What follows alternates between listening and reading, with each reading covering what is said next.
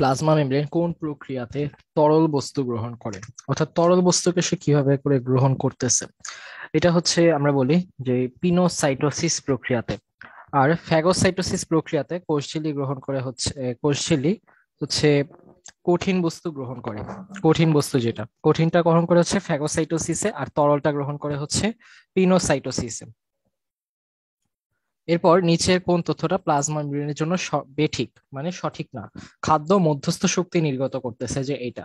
তো এখন খাদ্যের মাঝখানে যে শক্তি আছে, এই শক্তিটা যে নির্গত করে, এই শক্তি কিন্তু আমরা যে যে জিনিসটা বলতেছি, যে খাদ্যের মধ্যে যে শক্তিটা আছে, এই শক্তি নির্গত করা কিন্তু প্লাজমা মেমব্রেনের কাজ না। প্লাজমা মেমব্রেন কি কি করে, এই যে এনজাইম এন্টিজেন ক্ষরণ করার কাজ করতেছে। তারপর প্লাজমা মেমব্রেন যে আধুনিকতম এবং সর্বজন গ্রাহ্য যে মডেলটার নাম, সেটার নাম হচ্ছে ফ্লুইড মোজাইক মডেল। এরপর দেখা যায় যে আমাদের দেহে বিভিন্ন কোষাঙ্গাণু যেমন মাইটোকন্ড্রিয়া, তারপর হচ্ছে গলজি বডি, এবং এরপর দেখা যায় যে নিউক্লিয়ার মেমব্রেন এগুলোর মতো যে সমস্ত অঙ্গাণুগুলো আছে, কিছু অঙ্গাণু এগুলো সৃষ্টিতে সাহায্য করে। এরপর দেখা যায় যে কোষঝিল্লির মধ্যে কোষঝিল্লির ক্ষেত্রে অনেকটা তরল পদার্থের মতো আচরণ করার যে মুভমেন্টটা, এটাকে বলা হচ্ছে ফ্লিপ ফ্লপ মুভমেন্ট। এই ফ্লিপ ফ্লপ মুভমেন্টটাকে বলা হচ্ছে কোষঝিল্লির অনেকটা তরল পদার্থের মতো আচরণ করা। অর্থাৎ সম্পূর্ণভাবে তরল পদার্থের মতো আচরণ করবে না, কিন্তু আংশিক সে তার তরল পদার্থের মতোই চলাচল করবে। এই চলাচল বা এই মুভমেন্টটাকে বলা হয় ফ্লিপ ফ্লপ মুভমেন্ট। এরপর ফসফোলিপিডের মধ্যে দেখা যায় যে 20 থেকে 40 শতাংশই হচ্ছে 20 থেকে 40 শতাংশ এই যে কোষঝিল্লির মধ্যে লিপিড দেখা যায় যে 20 থেকে 40 শতাংশ এই লিপিডের মধ্যে ফসফোলিপিড। মানে কোষঝিল্লিতে যে পরিমাণ লিপিড থাকে, সেই লিপিডের মধ্যে আবার 20 থেকে 40 শতাংশই হচ্ছে ফসফোলিপিড। আর আমরা জানি যে কোষঝিল্লির মধ্যে কি কি উপাদান থাকে, মানে কোষঝিল্লিতে যে সমস্ত উপাদান থাকে, সেই উপাদানগুলোর মধ্যে দেখা যায় যে প্রোটিনের পরিমাণটা হচ্ছে 60 থেকে 80%। 60 থেকে 80 শতাংশ এটা হচ্ছে প্রোটিন। প্রোটিন হচ্ছে 60 থেকে 80 শতাংশ। এরপরে দেখা যায় যে আর আছে হচ্ছে লিপিড। লিপিড লিপিড হচ্ছে দেখা যায় লিপিড কত পার্সেন্ট, লিপিড হচ্ছে 20 থেকে 40%। 20 থেকে 40%। আবার কিছু কিছু ক্ষেত্রে দেখা যায় যে পলিস্যাকারাইড থাকতে পারে। মানে কিছু কিছু ক্ষেত্রে পলিস্যাকারাইড, এই পলিস্যাকারাইডটা হচ্ছে পিএস কত পার্সেন্ট, পিএস হচ্ছে 4 থেকে 5%। 4 থেকে 5, 4 to 5। তারপর দেখা যায় যে প্রোটিনের যে গাঠনিক উপাদান, এই গাঠনিক উপাদান হিসেবে এনজাইম, গাঠনিক উপাদান হিসেবে, তারপর হচ্ছে এনজাইম হিসেবে, তারপর বাহক প্রোটিন বা ক্যারিয়ার প্রোটিন হিসেবে থাকতে পারে। মানে প্রোটিনের গাঠনিক উপাদান হিসেবে, তারপর হচ্ছে এই এনজাইম হিসেবে, মানে কোষঝিল্লি যে গাঠনিক উপাদান, প্রোটিনের গাঠনিক উপাদান হিসেবে, এনজাইম হিসেবে, তারপর ক্যারিয়ার প্রোটিন হিসেবে এগুলো থাকতে পারে। তারপরে দেখা যায় যে এদের মধ্যে এই যে গঠনগত, পরিমাণগত এরকম নানা ধরনের পার্থক্য থাকতে পারে। আর কোষঝিল্লির যে মোট শুষ্ক ওজন, টোটাল যে ড্রাই ওয়েটটা আছে, এই শুষ্ক ওজনের মধ্যে, কোষঝিল্লির মধ্যে যে শুষ্ক ওজন, অর্থাৎ অনার্দ্র অবস্থায় যে ওজন থাকে, পানি সরিয়ে নিলে পানি ছাড়া যে পরিমাণ ওজন থাকে, সেই ওজনের 70% হচ্ছে লিপিড, 75% হচ্ছে লিপিড। লিপিড তো এখন 75%ই দেখা যায় লিপিড। আর লিপিডটা প্রধানত থাকে এই যে ফসফোলিপিড হিসেবে। লিপিড প্রধানত ফসফোলিপিড হিসেবে। আর এর মধ্যেই দেখা গেছে যে এই ফসফোলিপিড যে আছে, এই ফসফোলিপিড হচ্ছে 5 ধরনের ফসফোলিপিড শনাক্ত করা হয়েছে। কয় ধরনের? 5 ধরনের ফসফোলিপিড হচ্ছে শনাক্ত করা হয়েছে। তো এই 5 ধরনের ফসফোলিপিডের মধ্যে দেখা যায় যে সবচেয়ে সরল যেটা, এই সবচেয়ে সরলটার নামের মধ্যে অ্যাসিড আছে, ফসফোলিপিড অ্যাসিড। ফসফোলিপিড অ্যাসিড এটা হচ্ছে সবচেয়ে সরল যেটা, মানে সরলতম যেটা, এই সরলটা হচ্ছে মানে সবচেয়ে সরল যেটা, সেটার নাম হচ্ছে ফসফোলিপিড অ্যাসিড। আর বাকি 4টা দেখা যায় যে জটিল প্রকৃতির। তো জটিল প্রকৃতির যেগুলো আছে সেগুলোর মধ্যে প্রধানটার নাম হচ্ছে লেসিথিন। এই সরলটা হচ্ছে ফসফোলিপিড অ্যাসিড, এবং জটিলগুলোর মধ্যে যেটা প্রধানটার নাম হচ্ছে লেসিথিন। জটিলগুলোর মধ্যে প্রধানটার নাম হচ্ছে লেসিথিন। আচ্ছা,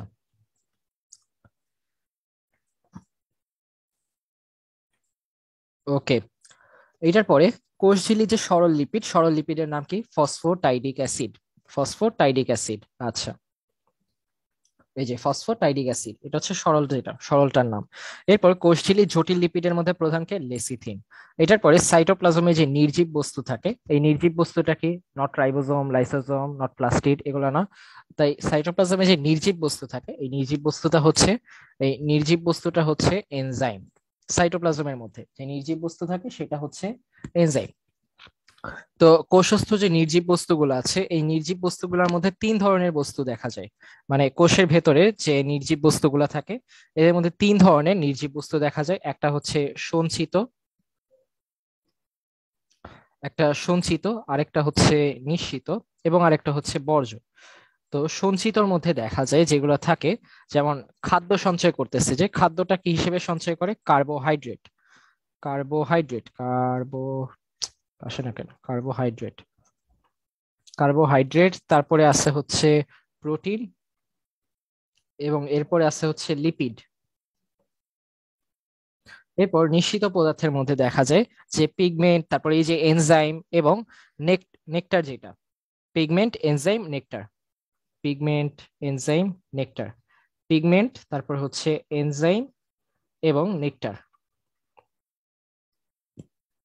ওকে। আর এরপর বর্জ্য পদার্থ যেগুলো আছে, বর্জ্য পদার্থের মধ্যে অনেকে আছে, যেমন রেজিন, তারপর টেনিন, তারপর হচ্ছে গাম, আঠা টাইপের যেটা গাম, তারপর ল্যাটেক্স, তারপর হচ্ছে অ্যালকালয়েড, জৈব অ্যাসিড, উদ্বায়ী তেল যেটা, তারপর খনিজ ক্রিস্টাল, এগুলা ইত্যাদি অনেক কিছুই আছে।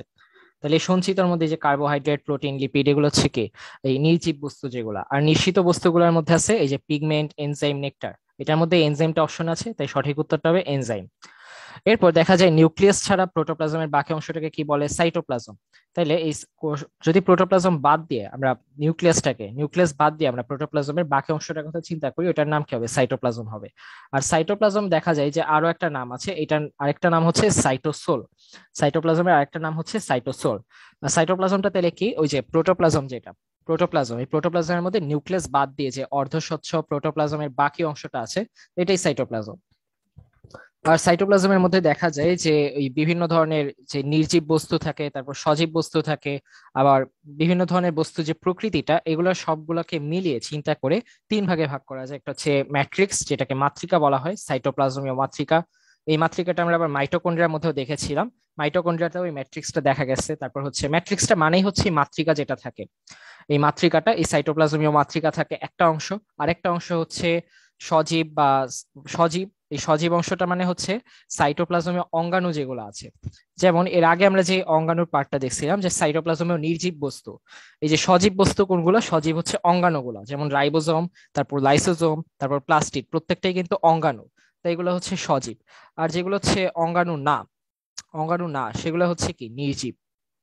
অঙ্গাণু বাদ দিয়ে, যেমন এনজাইম এখানে আছে, এটা হচ্ছে নির্জীব।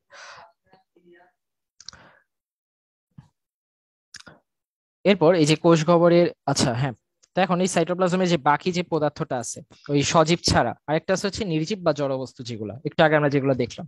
এরপর কোষ গহ্বরের চারদিকে দেখা যায় যে কোষ গহ্বরের চারদিকে, মানে কোষ এটা কিন্তু কোষ প্রাচীর না বা কোষ ঝিল্লি না, এটা হচ্ছে কোষের মধ্যে যে ফাঁকা স্থানটা থাকে, কোষ গহ্বর। এই কোষ গহ্বরটার চারদিকে দেখা যায় যে অনেক পাতলা একটা পর্দা। এই পাতলা পর্দাটার নাম হচ্ছে, এই পাতলা পর্দাটাকে আমরা টোনোপ্লাজম বলে থাকি। এই টোনোপ্লাজম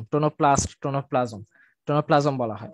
তো এই সাইটোপ্লাজমীয় অংশটার নাম হচ্ছে টোনোপ্লাজম। পর্দা হিসেবে চিন্তা করলে টোনোপ্লাস্ট, যেটা কোষ গহ্বরে যে পর্দাটা, ওইটা পর্দা আকারে বিস্তৃত সাইটোপ্লাজমীয় অংশটার নাম টোনোপ্লাজম। ওকে। আর কোষের ভেতরের এনজাইম, এই যে পিএইচ, যেটা কোষের ভেতরে যে পিএইচ এর মান, এই পিএইচ এর মানটা রক্ষা করে কে, মানে এটা কি ক্ষারীয় থাকবে নাকি অম্লীয় থাকবে নাকি নিরপেক্ষ থাকবে, এই জিনিসটাকে কন্ট্রোল করে কি, কন্ট্রোলারটা হচ্ছে কোষ গহ্বর। এই কোষ গহ্বরের মধ্যেও কিন্তু বিভিন্ন তরল পদার্থ সঞ্চিত থাকে। এরপর জীবের সমস্ত বিপাকীয় কাজ যে থাকে, বিপাকীয় কাজের নিয়ন্ত্রকটাকে সাইটোপ্লাজম। বিপাকীয় কাজ যেগুলো চলে, সেই বিপাকীয় কাজে নিয়ন্ত্রক হচ্ছে সাইটোপ্লাজম। তো সাইটোপ্লাজমের অনেকগুলা কাজ আছে, তো কাজগুলোর মধ্যে হচ্ছে যে কোষের মধ্যে যে ধরনের অঙ্গাণু থাকে, তারপর নির্জীব পদার্থ থাকে, এই নির্জীব পদার্থ যেমন এই যে এনজাইম, তারপর এই প্রোটিন, লিপিড, এরকম নানা ধরনের যে নির্জীব পদার্থগুলো থাকে, সেই নির্জীব পদার্থগুলোকে যে ধারণ করে, এই ধারণ করার কাজটা কে করে, অর্থাৎ তাদের বাসা ভাড়া দেওয়ার মতো এই কাজটা করতেছে কে, সাইটোপ্লাজম। তারপরে বিপাকীয় কাজকর্ম যেগুলো আছে, এই বিপাকীয় কার্যাবলীকেও কে নিয়ন্ত্রণ করে, এই সাইটোপ্লাজম। এই বিপাকীয় কার্যাবলী নিয়ন্ত্রণ করতেছে, এবং সেটার সাথে সাথে যে রেচন প্রক্রিয়ার মাধ্যমে যে সমস্ত বর্জ্য পদার্থ সৃষ্টি হচ্ছে, ওই বর্জ্য পদার্থ তৈরি হওয়ার পরে ওইগুলাকে নিষ্কাশনের কাজটাতেও সাহায্য করে গে সাইটোপ্লাজম, ওইগুলাকে ছেঁকে ফেলার মতো। যে রেচনের কাজটা কি, ছেঁকে ফেলা। এই ছেঁকে ফেলার কাজটাতে সাহায্য করতেছে কে? এই সাইটোপ্লাজম। এরপর এই যে অঙ্গাণুগুলো যে নাড়াচাড়া করছে, এই নড়াচড়াতে সে সাইক্লোসিস বা আবর্তনের মাধ্যমে সাহায্য করছে। অঙ্গাণুগুলা একটা জায়গায় যাতে স্থির হয়ে না থাকে, মানে পুরা কোষের মধ্যেই সে মুক্তভাবে চলাচল করতে পারে, ওইটার ব্যবস্থা করে দিচ্ছে। এরপরে দেখা যায় যে বিভিন্ন ধরনের পরিবর্তন হইতে পারে এবং পারিপার্শ্বিকতার সাপেক্ষে দেখা যায় যে কোষের মধ্যে অনেক প্রতিকূল অবস্থা তৈরি হতে পারে বা একটু অস্বাভাবিক পরিস্থিতি তৈরি হতে পারে। ওই সময় দেখা যায় যে উত্তেজনা তৈরি হয়। এই উত্তেজনায় সাড়া দিয়ে এই সাইটোপ্লাজমটা জীবের বৈশিষ্ট্য প্রদর্শন করে। এগুলো হচ্ছে সাইটোপ্লাজমের মূল কাজ, যেগুলো সেগুলো। এরপর আবার এই যে কোষ গহ্বরের কথা যেটা আমরা বলতেছিলাম, কোষ গহ্বরের মধ্যে এই কোষ গহ্বরেরও কিন্তু বেশ কিছু কাজ আছে। যেমন এই যে এখানে কোষের ভেতর পিএইচ রক্ষা করার একটা কাজ, প্রধান কাজগুলোর একটা। আরেকটা কাজ হচ্ছে এই যে কোষ রস ধারণ করে কোষের এই কোষ গহ্বরের ভেতরে দেখা যায় যে একটা রস থাকে, রসের মতো যে পদার্থটা থাকে সেটা হচ্ছে কোষ রস। এই কোষ রসের সাথে সে কি করে, প্রয়োজনীয় যে বর্জ্যগুলা থাকে সেই বর্জ্য পদার্থগুলোটাকে কি করে, ডাস্টবিনের মতো ধারণ করে। এরপর দেখা যায় যে কোষের ভেতরে যে পানির একটা চাপ থাকে, এই পানির চাপটা আমাদের এখানেও আশেপাশে বায়ু চাপ আছে, এবং এই কোষের ভেতরে কি থাকে, এরকম পানির চাপ থাকে। প্রোটোপ্লাজমে যেমন আমরা দেখছি যে 70 থেকে 90% মতো কি পানি। তো এখন এই পানির যে চাপটা, এই পানির চাপটাকে রক্ষা করে কে? এই পানির ভেতরে, এই কোষের ভেতরে যে পানির চাপ, পানির চাপটা রক্ষা করে হচ্ছে কোষ গহ্বর। এরপর জীবের সমস্ত বিপাকীয় কার্যাবলী নিয়ন্ত্রণ করে কে? ওকে, অক্সফোর্ড লেভেলে দেখছি, হ্যাঁ, সাইটোপ্লাজম। এরপরে সাইটোপ্লাজমীয় মাতৃকা কি করে? সাইটোপ্লাজমীয় মাতৃকা বা ম্যাট্রিক্স, যেটা এই সাইটোপ্লাজমের কাজের মধ্যে আমরা একটা দেখেছি যে উত্তেজনায় সাড়া দিয়ে জীবের বৈশিষ্ট্য প্রদর্শন করছে। এবং এই উত্তেজনায় সাড়া দেওয়ার সময় কাজটা কে করে? সাইটোপ্লাজমের যে ম্যাট্রিক্সটা আছে, অর্থাৎ সাইটোপ্লাজমীয় মাতৃকা, সেই মাতৃকায় কাজটা করে। আচ্ছা, প্রায় 19টার মতো 15টার মতো হচ্ছে খাদ্য সঞ্চয় করেও ইয়ে করেছে, কিন্তু খাদ্য সঞ্চয় কিন্তু সাইটোপ্লাজমের কাজ না। খাদ্য সঞ্চয় যে কাজটা, এটা সাইটোপ্লাজমের কাজ না, খাদ্য সঞ্চয় করা। ওকে। এরপর হায়ালোপ্লাজম বলা হয় যেটাকে, এই হায়ালোপ্লাজম। হায়ালোপ্লাজম হচ্ছে সাইটোপ্লাজমের মধ্যে যে সমস্ত কোষীয় অঙ্গাণু আছে, এই কোষীয় অঙ্গাণুগুলা যেমন রাইবোজোম, তারপর হচ্ছে মাইটোকন্ড্রিয়া, প্লাস্টিড, গলগি বডি, এই সমস্ত অঙ্গাণুগুলো ব্যতীত যে অংশটা থাকে, এই অঙ্গাণুগুলো বাদ দিয়ে যে অংশটা থাকে, সেই অঙ্গাণুটাকে বলা হচ্ছে সাইটোম্যাট্রিক্স বা ম্যাট্রিক্স অথবা হায়ালোপ্লাজম। মানে ওই ম্যাট্রিক্সটার নামটাই হচ্ছে হায়ালোপ্লাজম, যেটাকে আমরা ম্যাট্রিক্স বলছি। তো এই ম্যাট্রিক্সটাই কয়টা অঞ্চলে বিভেদিত, মানে কয়টা অঞ্চলে ভাগ করা হয়েছে? তো এই ম্যাট্রিক্সটাকে ভাগ করা হয়েছে হচ্ছে, মানে একটা হচ্ছে অপেক্ষাকৃত কম অঞ্চলে, মানে একটা অপেক্ষাকৃত কম ঘন অঞ্চল যেটা, ওইটা হচ্ছে কেন্দ্রীয়। কেন্দ্রীয় যেটা, সেটা হচ্ছে অপেক্ষাকৃত কম ঘন অঞ্চল। এবং কেন্দ্র মানে কি? কেন্দ্র মানে হচ্ছে ওই যে এক্সিট বলতেছি আমরা, এক্সিট হচ্ছে একটো। ওকে, এক্সিট হচ্ছে বাইরের, যেটা বাইরেরটা হচ্ছে এক্সিট। তো আর ওইটা তাহলে কই থাকবে? বাইরের দিকে থাকবে, মানে প্লাজমা মেমব্রেন, মানে কোষঝিল্লিকে ঘেঁষে থাকবে যেটা। বাইরের দিকটা যেটা, সেটা হচ্ছে কোষঝিল্লিকে ঘেঁষে থাকবে। এবং কোষঝিল্লিকে ঘেঁষে থাকা মানে কি? এক্সিটের দিকে থাকবে। এক্সিট মানে হচ্ছে একটো। একটো মানে হচ্ছে, একটো মানে হচ্ছে একটোপ্লাজম। ওকে, তাহলে দুইটা পার্ট আছে, একটা হচ্ছে ভিতরের দিকে থাকবে। এই ভিতরের দিক মানে হচ্ছে ইন, ইনে থাকবে যেটা, ইনে যেটা থাকবে, ইনে থাকবে হচ্ছে অপেক্ষাকৃত কম ঘন, কম ঘন, অপেক্ষাকৃত কম ঘন। এবং এই কম ঘন জায়গাটাকে বলা হবে হচ্ছে এন্ডোপ্লাজম, এন্ডোপ্লাজম।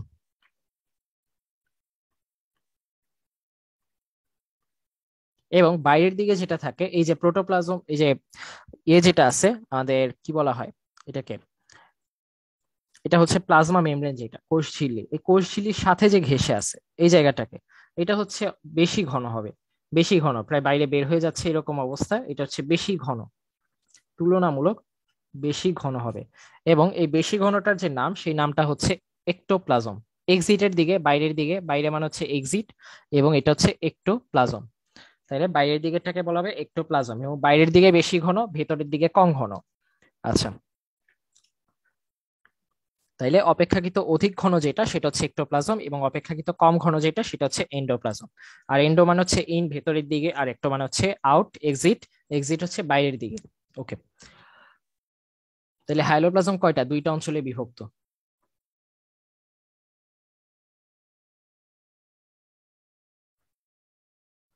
সাইটোপ্লাজমীয় মাতৃকার কেন্দ্রস্থ অপেক্ষাকৃত কম অঞ্চলকে কি বলা হয়? কেন্দ্রস্থ যেটা, ভেতরের দিকে, ভেতরে মানে হচ্ছে ইন, তাহলে এটা এন্ডোপ্লাজম। এবং সাইটোপ্লাজমে পানির পরিমাণ কত? 65 থেকে 85%। ওকে, সঠিক হচ্ছে ভুল হয়েছে এখানে। তাহলে 65 হচ্ছে 85%, 65 থেকে 85% হচ্ছে পানি। তাহলে সাইটোপ্লাজমের ক্ষেত্রে বেশ কিছু উপাদান আছে। আর সাইটোপ্লাজমে যে রাসায়নিক উপাদান, এটাকে দুই ভাগে ভাগ করা যায়, একটা অজৈব আর একটা জৈব। তো অজৈব বললে আমরা বুঝবো পানির কথা বলা হচ্ছে। অজৈব হচ্ছে পানি, পানি থাকে হচ্ছে 65 থেকে 85। পানি 65 থেকে 85, 65 থেকে 85%। 60 না, এটা 65। আর তারপর প্রোটিন যেটা, এই বাকিগুলো হচ্ছে জৈব, জৈব পদার্থ। জৈব পদার্থের মধ্যে আছে হচ্ছে প্রোটিন, তারপর লিপিড, তারপর কার্বোহাইড্রেট যেগুলা। প্রোটিন, লিপিড আর কার্বোহাইড্রেট, প্রোটিন, লিপিড আর হচ্ছে কার্বোহাইড্রেট। কার্বোহাইড্রেট, কার্বোহাইড্রেট হচ্ছে 1 থেকে 1.5%, 1 থেকে 1.5%, এটা হচ্ছে কার্বোহাইড্রেট। লিপিড থাকে হচ্ছে, দেখা যায় লিপিড থাকে 1 থেকে 3%, 1 থেকে 3%, এবং প্রোটিন দেখা যায় 7 থেকে 10%-এর মতো। এটা হচ্ছে জৈব পদার্থগুলো। আর অজৈবের মধ্যে পানি 65 থেকে 85%-এর মতো থাকে।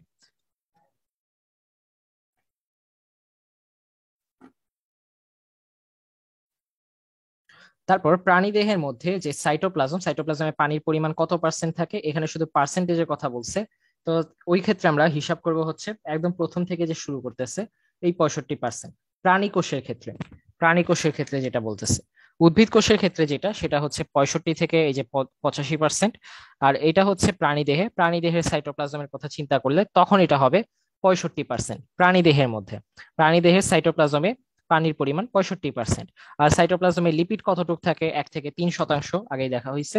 এরপর উদ্ভিদ কোষের সাইটোপ্লাজমে প্রোটিন কতটুক থাকে, এই যে লিপিড থাকে হচ্ছে 1 থেকে 3%, আর প্রোটিনের পরিমাণ হচ্ছে 7 থেকে 10%।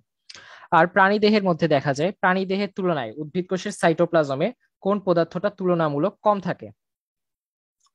ওকে, প্রাণী কোষের তুলনায় উদ্ভিদ কোষে, ওকে, প্রাণী কোষের তুলনায় উদ্ভিদ কোষের সাইটোপ্লাজমে কোন পদার্থটা তুলনামূলক কম থাকে? এটা হচ্ছে পানি।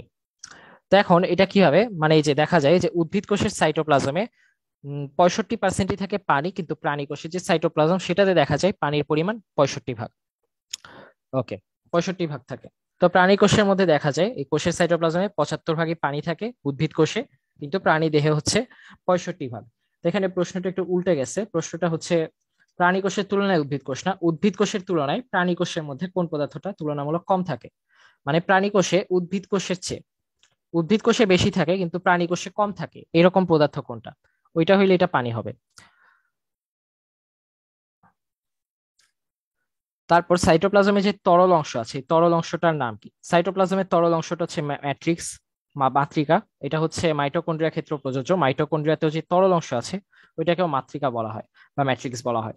এরপর সাইটোপ্লাজমে অবস্থিত পানিতে দ্রবীভূত জৈব অজৈব পদার্থের সংখ্যা কত? 36। প্রথমটাও ঠিক আছে নাকি? প্রথমটা ঠিক নাই আসলে। 32টা না দাঁত, নাকি দেখি না তো। তো এখন এই দাঁত হচ্ছে 32টা, তো এরপর 36টা হচ্ছে সাইটোপ্লাজমে যে দ্রবীভূত জৈব অজৈব পদার্থের সংখ্যা থাকে সেটা। তো অজৈব আর জৈব দুইটা মিলিয়ে টোটালটা যদি হিসাব করা হয় তখন হবে হচ্ছে 36টা পদার্থ সাইটোপ্লাজমের মধ্যে। এরপর কোষের মধ্যে কোন অঙ্গাণুটি হচ্ছে ঝিল্লিবিহীন? এটা দেখা যায় যে আমাদের ব্যাকটেরিয়ার ক্ষেত্রে যদি কথা বলি তখন হচ্ছে আদিকোষী হবে, এবং দেখা যাবে যখন আমরা প্রকৃত কোষের কথা বলছি তখন এটা দেখা যাবে। তো এখন আদিকোষের মধ্যে দেখা যায় যে আদিকোষের নিউক্লিয়াসেও ঝিল্লি থাকে না, এবং আদিকোষের মধ্যে যে একটা মাত্র অঙ্গাণু সবসময় উপস্থিত থাকে, এই রাইবোজোম, এই রাইবোজোমের মধ্যেও ঝিল্লি থাকে না। এই রাইবোজোমটাও কি তাই ঝিল্লিবিহীন। তো ঝিল্লিবিহীন কোষের মধ্যে থাকে, ঝিল্লিবিহীন যে প্রাণীগুলো আছে বা উদ্ভিদগুলো আছে বা যে জীবগুলো আছে সেগুলোর মধ্যে থাকে, এটা হচ্ছে রাইবোজোম। ওকে, এই আমার টেবিলে দেখো তো বাবার ডায়েরি আছে না। এরপর রাইবোজোম আবিষ্কার করেন কে? তো এখন রাইবোজোম আবিষ্কারকের কথা বললে, এই আলবার্ট ক্লড যে আছে, আলবার্ট ক্লড কি করেছিলেন? এই আলবার্ট ক্লড হচ্ছে, আলবার্ট ক্লড নামের একজন বিজ্ঞানী, আলবার্ট ক্লড নামের একজন বিজ্ঞানী 1954 সালে, কত সাল, 1954 সালে, 1954 সালে তিনি কি করেছিলেন, এই যে যকৃৎ কোষ আছে যে, এই যকৃৎ কোষকে সেন্ট্রিফিউজ করছেন। এই যকৃৎ কোষে যে সাইটোপ্লাজমটা আছে সেই সাইটোপ্লাজমকে সেন্ট্রিফিউজ করেছে, এবং দেখা গেছে যে অনেকগুলা কণাকে, অনেকগুলা কণা পৃথক করেছেন। এই কণাগুলো ছিল হচ্ছে আরএনএ সমৃদ্ধ, আরএনএ সমৃদ্ধ অনেকগুলা কণা পৃথক করেছেন। কিরকম? আরএনএ সমৃদ্ধ অনেকগুলা কণা পৃথক করেছেন এবং সেই কণাগুলোর ব্যাস কত ছিল? ব্যাস ছিল হচ্ছে 600 থেকে 2000 অ্যাংস্ট্রমের মতো। 600 থেকে 2000 অ্যাংস্ট্রমের মতো ব্যাস বিশিষ্ট অনেকগুলা কণাকে পৃথক করেছেন এবং এদের নাম দিয়েছিলেন হচ্ছে মাইক্রোজোম। মাইক্রোজোম, মাইক্রোজোম, মাইক্রোসোম। তো এখন এই যে মাইক্রোসোম নাম দিয়েছেন, যে পরবর্তীতে দেখা যায় ওই যে ইলেকট্রন অনুবীক্ষণ যন্ত্র আসছে, যে সেই ইলেকট্রন অনুবীক্ষণ যন্ত্রের চিত্র নেওয়ার মাধ্যমে আমরা দেখতে পাই যেটা দেখা যায় যে মাইক্রোসোমের দুইটা অংশ আলাদা করা যায়। একটা হচ্ছে অন্তঃপ্লাজমীয় ঝিল্লি আর একটা ক্ষুদ্রাকার কণা, মানে একটা ঝিল্লি আছে সেটা হচ্ছে অন্তঃপ্লাজমীয় ঝিল্লি। অন্তঃপ্লাজমীয় ঝিল্লি, অন্তঃপ্লাজমীয় ঝিল্লি, প্লাজমীয় ঝিল্লি। তো এই মাইক্রোজোমের দুইটা ভাগ করা গেছে, একটা হচ্ছে অন্তঃপ্লাজমীয় ঝিল্লি, এটা হচ্ছে একটা ভাগ করা গেছে, এবং আরেকটা ভাগে দেখা গিয়েছে যে এখান থেকে অনেকগুলা ক্ষুদ্রাকার কণা পাওয়া যায়, ক্ষুদ্রাকার কণা পাওয়া যায়।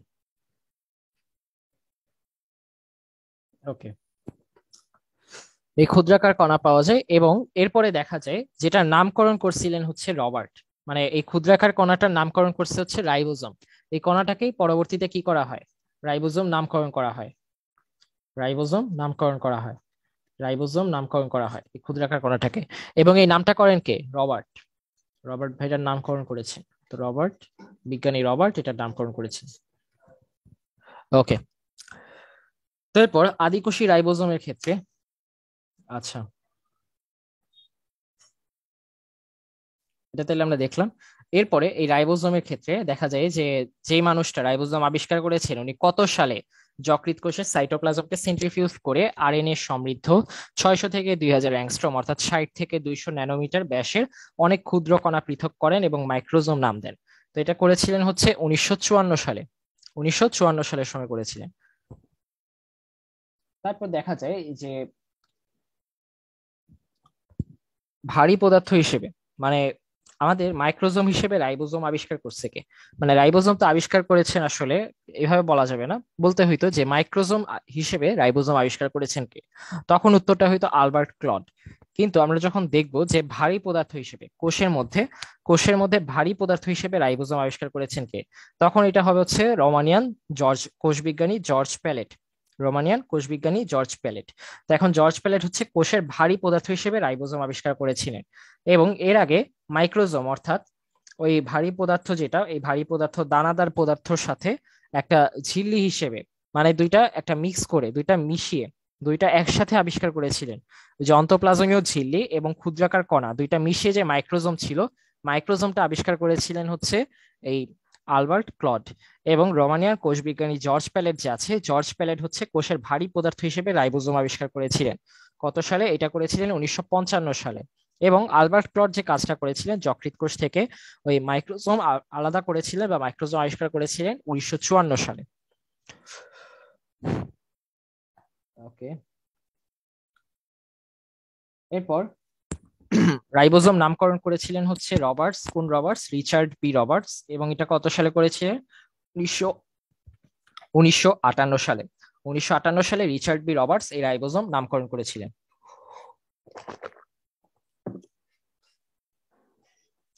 এরপর ইকোলাই কোষের রাইবোজোম এর সংখ্যা কত?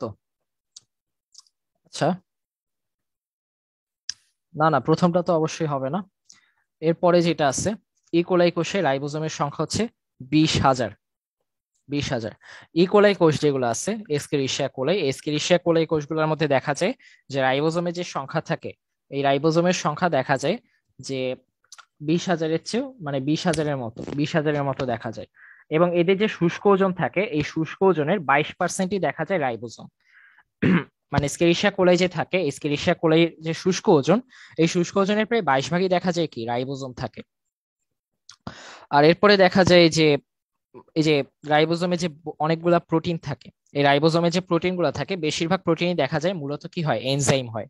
আর এই যে এমআরএনএ অণু যেটাই থাকে, এই এমআরএনএ থাকে যে, এই এমআরএনএ যুক্ত যে রাইবোজোম, এই রাইবোজোম যে এই এমআরএনএ অণুটা এটা যখন রাইবোজোমের সাথে যুক্ত হবে, এই রাইবোজোমের সাথে যখন যুক্ত হবে, এই রাইবোজোমের সাথে যুক্ত হলে তখন কি হয়, তখন এই টিআরএনএ আছে একটা, এই টিআরএনএ এর সাহায্যে অ্যামিনো অ্যাসিড দিয়ে এই পলিপেপটাইড চেইন, যেটা এই পলিপেপটাইড মানে কি প্রোটিন সংশ্লেষিত হয়, এবং এটা কোথায় হচ্ছে? রাইবোজোমের মধ্যে কিন্তু হচ্ছে, রাইবোজোমের কাছে। আচ্ছা, তো এটা কখন হয়? যখন হচ্ছে যে এই এমআরএনএটা এসে এসে কি হয়, রাইবোজোমের সাথে যুক্ত হচ্ছে।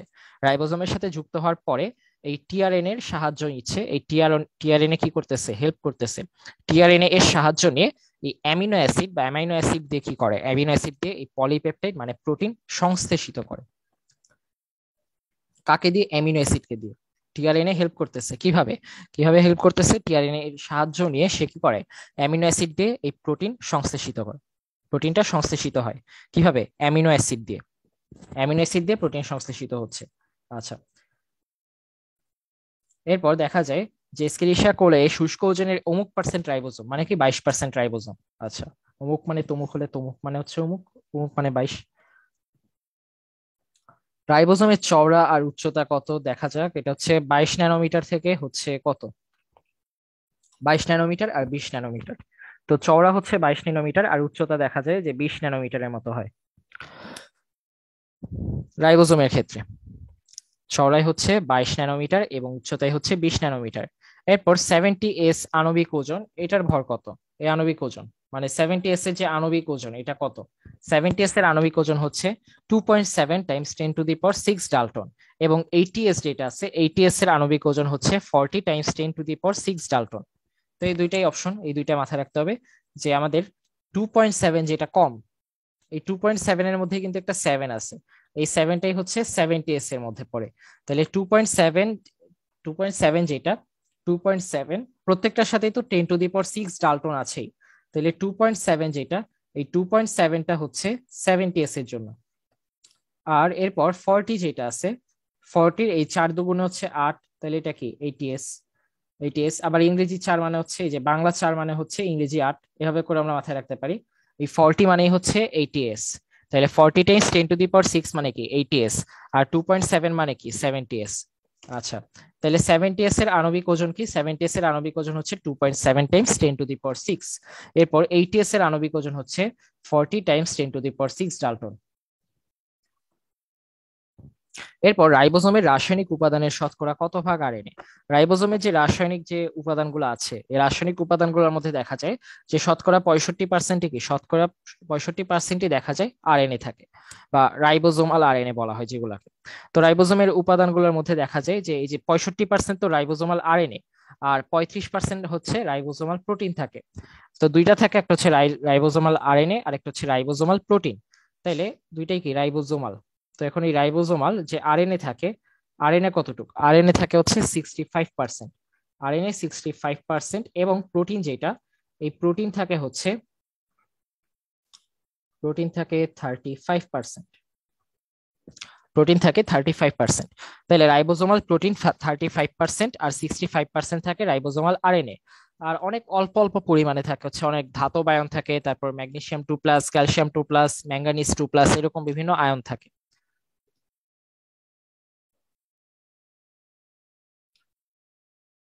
এরপর এই যে প্রি এমআরএনএ এর যে অংশ ট্রান্সলেশন হয় ওইটাকে কি বলা হয়?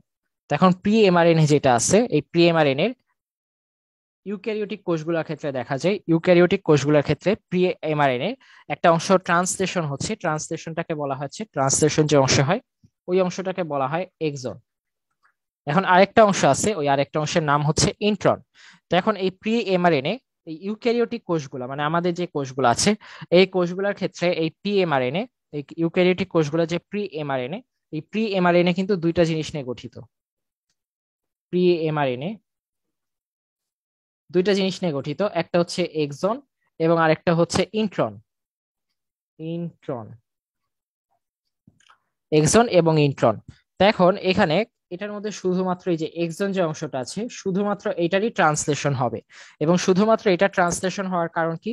কারণ এখানেই দেখা যায় যে প্রোটিন প্রোটিন কোডিং যে অনুক্রম বলা হয়, এই প্রোটিন কোডিং সিকোয়েন্স, এই সিকোয়েন্সটা থাকে।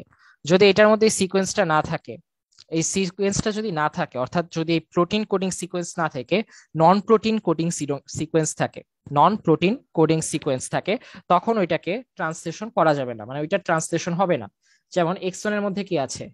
এক্সনের মধ্যে আছে হচ্ছে protein coding sequence, protein coding sequence, protein coding sequence, protein coding sequence, protein coding sequence, sequence, sequence. আর তারপরে এই যে ইন্ট্রন যেটা আছে, এই ইন্ট্রনটা কি হয়? ইন্ট্রনটা হচ্ছে non protein coding sequence, non protein coding sequence. তো এখন এইটাই নন প্রোটিন কোডিং সিকোয়েন্স থাকায় ইন্ট্রনে কি হবে না? ট্রান্সলেশন হবে না। ট্রান্সলেশনের জন্য আমাদের এই প্রোটিন কোডিং সিকোয়েন্সটা লাগবে। তো এখন এই জন্য কি করা হয়, যে ইন্ট্রনে তো কি হবে না, এই নন প্রোটিন কোডিং সিকোয়েন্স থাকার কারণে এটা ট্রান্সলেশন হবে না, তাই এগুলোকে কি করা হয়? কেটে বাদ দিয়ে দেওয়া হয়, মানে কেটে বাদ দেওয়া হয়। তারপর তো প্রি এমআরএনএ কে তখন পরিণত এমআরএনএ, এমআরএনএ তে এই পরিণত করার জন্য এই যে ইন্ট্রন গুলোকে কেটে বাদ দেওয়া হচ্ছে। এই ইন্ট্রন গুলোকে কেন বাদ দেওয়া হচ্ছে? কারণ এটা তো এই যে নন প্রোটিন কোডিং সিকোয়েন্স থাকে, এই জন্য এটার মধ্যে কি হবে না, এই জন্য এটার মধ্যে দেখা যাবে যে ট্রান্সলেশনটা হবে না। এই জন্য ইন্ট্রনটাকে কি করব, এই কেটে বাদ দিয়ে দিব। তো এখন এটা তো আর কেচি দিয়ে কাটতেছি না, তবে এই যে ধরা যাক কেটে বাদ দিয়ে দিচ্ছি। তো এই কেটে বাদ দেওয়ার যে প্রক্রিয়াটা, এই ইন্ট্রন গুলোকে কেটে বাদ দেওয়াটাকে বলা হচ্ছে, আমরা যে প্রক্রিয়াতে ইন্ট্রন গুলোকে কেটে বাদ দেই, এই প্রক্রিয়াটার নাম হচ্ছে স্প্লাইসিং। প্রক্রিয়াটার নাম কি? প্রক্রিয়াটার নাম হচ্ছে স্প্লাইসিং, স্প্লাইসিং, স্প্লাইসিং। ওকে, স্প্লাইসিং। তাইলে আমরা কি দেখলাম, যে প্রি এমআরএনএ মানে পরিণত হয় নাই, প্রিমেচিওর অবস্থায় আছে। এই প্রি এমআরএনএ এর দুইটা অংশ আছে, একটা হচ্ছে এক্সন আর একটা হচ্ছে ইন্ট্রন। এক্সনের মধ্যে যে সিকোয়েন্সটা থাকে ওটা হচ্ছে প্রোটিন কোডিং সিকোয়েন্স, এটার জন্য এক্সনের মধ্যে ট্রান্সলেশন হইতে পারে। কিন্তু ইন্ট্রনের মধ্যে থাকে নন প্রোটিন কোডিং সিকোয়েন্স, এটার জন্য এটার মধ্যে কি হয় না, ট্রান্সলেশন হয় না। ট্রান্সলেশনের জন্য আমাদের প্রোটিন কোডিং সিকোয়েন্স লাগবে। তো এখন এটা যেহেতু নন প্রোটিন কোডিং সিকোয়েন্স আছে, এই জন্য এটাকে আমরা স্প্লাইসিং এর মাধ্যমে বাদ দিয়ে দেই এবং এরপর এটাকে পরিণত এমআরএনএ তে পরিণত করা হয়। তো এটার জন্য আমরা যেভাবে, যেই প্রক্রিয়াতে ইন্ট্রনটাকে কেটে বাদ দেই, এমনি এমনি তো আর বাদ দেওয়া যাবে না, কেটে বাদ দিতে হবে। যে প্রক্রিয়াতে কেটে বাদ দেওয়া হয় ওই প্রক্রিয়াটাকে বলা হচ্ছে স্প্লাইসিং, প্রক্রিয়াটাকে বলা হয় স্প্লাইসিং। আচ্ছা, তাহলে শেষ, এটাও শেষ। এরপরে যাই, এরপর প্রি এমআরএনএ কে পরিণত এমআরএনএ তে পরিণত করার উদ্দেশ্যে যে প্রক্রিয়া ইন্ট্রন গুলোকে কেটে বাদ দেওয়া হয় তাকে কি বলা হয়? তাকে বলা হচ্ছে স্প্লাইসিং। প্রথমটাও হইতে পারে। আচ্ছা, আবার এটাও হইতে পারে, এই আলু ডিম। ওকে, তারপর 70S রাইবোজোমে প্রোটিন অণু কয় ধরনের? 70S এর মধ্যে দেখা যায় যে প্রোটিন অণু থাকে যে 70S এর মধ্যে 52 ধরনের থাকে। আচ্ছা, 70S যে রাইবোজোম থাকে, 70S রাইবোজোমের মধ্যে প্রোটিন অণু থাকে 52 ধরনের, 52 ধরনের প্রোটিন অণু 70S রাইবোজোমে 52 ধরনের থাকে। আর 70S রাইবোজোমটা কই থাকে? গ্রানাতে না, স্ট্রমা ল্যামেলাতে না, প্রকৃত কোষেও থাকে না, আদি কোষে থাকে। এবং আদি কোষ ছাড়া উদ্ভিদের একটা পার্টে থাকে, সেটা হচ্ছে স্ট্রমা। স্ট্রমার মধ্যে 70S রাইবোজোমটা থাকে। উদ্ভিদ কোষের কোথায়? এই স্ট্রমার মধ্যে থাকে। এরপরে উদ্ভিদের যে রাইবোজোম থাকে, উদ্ভিদের মধ্যে যে রাইবোজোম, এই উদ্ভিদের রাইবোজোমের সর্বোচ্চ ব্যাস হতে পারে 160 অ্যাংস্ট্রম। উদ্ভিদ কোষের মধ্যে যে রাইবোজোম থাকে, সেই রাইবোজোমের মধ্যে হাইয়েস্ট যে ব্যাসটা হইতে পারে, ডায়ামিটারটা হাইয়েস্ট হইতে পারে হচ্ছে 160 অ্যাংস্ট্রম, 160 অ্যাংস্ট্রম।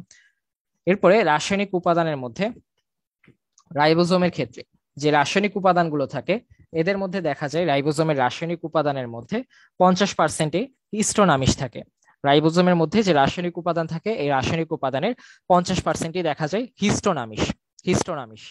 এরপর 70S রাইবোজোমের মধ্যে আমরা দেখতে পাই যে 3 ধরনের এমআরএনএ আছে। এই 70S এর মধ্যে 3 ধরনের, আবার 80S এর মধ্যে আবার 4 ধরনের দেখা যায়। তো 70S এর মধ্যে যে 3 ধরনের দেখা যায় ওগুলো হচ্ছে 23, 16, 5। 23, 16, 5 এটা দেখা যায় কোথায়? 70-এ। আচ্ছা, এখন এটা মাথায় রাখার একটা মোটামুটি লেভেলের বুদ্ধি আছে, হচ্ছে এই যে 5-এর সাথে আমরা 2 যোগ করব। এই যে 5-এর সাথে 2, এই 5-এর সাথে 2 যোগ করলে কত হবে? এই যে 7। আবার 6-এর সাথে যখন আমরা এই যে 6-এর সাথে 1 যোগ করব, 1 মিনিট, 6-এর সাথে 1 যোগ করব তখন কি হবে? 70 হবে। এরপর এই যে 5-এর সাথে 2 যোগ করলে কি হবে? 7 হবে। আবার 6-এর সাথে 1 যোগ করলে কি হবে? 7 হবে। তাহলে সবগুলোই যেহেতু এই 70-এর দিকে ইঙ্গিত করতেছে, তাহলে আমরা কি বুঝতে পারতেছি সহজেই? এটা 5 থাকবে, 23 থাকবে, আবার 16 থাকবে। এটা মাথায় রাখা যায় ভাবে। আচ্ছা, তাহলে মোটামুটি লেভেলে এভাবে মাথায় রাখা যায়। এরপর 80S রাইবোজোমের মধ্যে এই যে 80 প্রকারের প্রোটিন অণু আর 8 রকমের আরএনএ আছে, মানে 4 রকমের আরএনএ আছে, 8 না। তো এই যে 80S রাইবোজোমের 80 প্রকারের প্রোটিন অণু আছে। 80S রাইবোজোমের প্রোটিন অণু 80 রকমের, মানে নামও 80S আবার প্রোটিন অণু 80 রকমের। আর 70S এর মধ্যে 52 রকমের ছিল। আচ্ছা, তো এখন এখানে যে 4 প্রকারের আরএনএ আছে, আরএনএ গুলা কারা কারা? এই আরএনএ হচ্ছে 28, 18, 5, 28, 18, তারপর 5.8 আর 5। তাহলে এটা কত কত? 80-র মধ্যে এই যে 28, তারপর হচ্ছে 18, তার আচ্ছা বাংলায় লিখি কেন, ইংরেজিতে 28, তারপর 18, তারপর হচ্ছে 5.8, এরপর 5। তো এখন মজার বিষয় হচ্ছে এটার নামও হচ্ছে এইটিএস, আবার এটার প্রত্যেকটার মধ্যে 8 আছে। 28, 18, 5.8। আর এই যে এখানেও 5 আছে, এখানেও 5 আছে। তাহলে দুই জায়গাতেই 5 থাকবে, এটা আমরা মাথায় রাখতে পারি, দুই জায়গাতেই 5 থাকবে। এবং এখানে যেগুলো থাকবে এগুলো তো আমরা এই যে সবগুলোর সাথে 70-র একটা সম্পর্ক বানিয়ে নিতে পারি। এই যে 5-এর সাথে 2 যোগ করলে 7 হচ্ছে, এবং 6-এর সাথে 1 যোগ করলেও 7 হচ্ছে। এভাবে করে আমরা মাথায় রাখতে পারি 23 থাকবে, 5 থাকবে, 16 থাকবে। 23, 5, 16, 70s হলো। 23, 5, 16, 70s হলো। আর এইটিএস এর ক্ষেত্রে দেখা যাচ্ছে যে তিনটা আছে, যে এই তিনটার মধ্যেই আর 28, 8 আছে একটা, 18, 8 আছে একটা, 5.8 আরেকটা 8 আছে। আর বাকি থাকে হচ্ছে 5। এই 5 তো আগেরটাতেও ছিল, দুই জায়গাতেই 5 থাকে। তাইলে 70s আর 80s দুইটার মধ্যেই কমন যেটা, সেটা হচ্ছে এই 5। এই 5টা হচ্ছে দুই জায়গাতেই কমন। ওকে। ও, ওকে।